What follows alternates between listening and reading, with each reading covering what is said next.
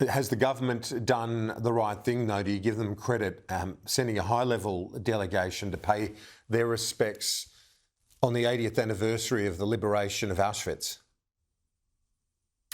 Well, of course, there should be representatives at the 80th anniversary of the liberation of Auschwitz-Birkenau. Today our thoughts are with Jewish survivors of the Holocaust and their families. You know, Kieran, as a young woman, I went to Dachau concentration camp and saw, the history, was reminded and had the opportunity to reflect on what happened to 6 million Jews during the Holocaust. And our community needs to be aware of that history. It affected me deeply as a young woman, and I think that we need to make sure that Australians remain aware of anti-Semitism and where it can lead, and that's, of course, what Holocaust Remembrance Day is about, to remind Australians, to remind our children, the next generation, to make sure that it never happens again.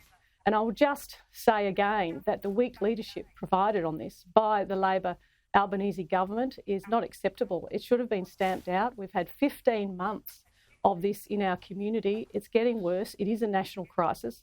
And the Coalition and Peter Dutton will provide that strong leadership against anti-Semitism. What do you say to Mark Dreyfus, the Attorney General, a Jewish Australian himself? He's argued from the commemorations there on International Holocaust Remembrance Day that it's grotesque to politicise the issue of anti-Semitism. Again, I will point to the weak leadership of the Labor government, including the Attorney General, who has not had a voice on this issue.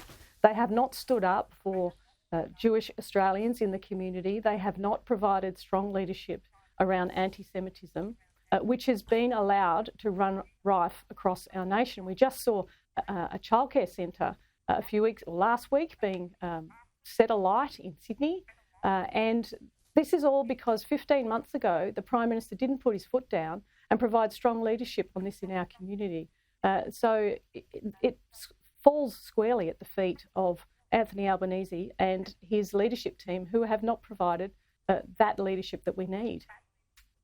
On the area of your responsibility now in childcare and childcare workers particularly, I noticed a report late last week that suggested the boost to payments was running behind time. The department, however, says 51% of eligible childcare services have submitted applications for the worker retention payment. Is this an example of where it just takes a while to bed in a new program?